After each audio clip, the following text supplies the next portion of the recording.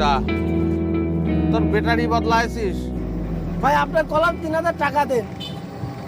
3000 টাকা না দিলে আমি ব্যাটারি বদলাবো কিরম করে? ইস, জানিস আজকে পয়লা বৈশাখ, কি চমৎকার পরিবেশ, খেয়াল করেছিস? যেই টাকার কথা কইছি আনপদাত করে কথা ঘুরিয়ে পরিবেশের দিক চলে যাচ্ছেন।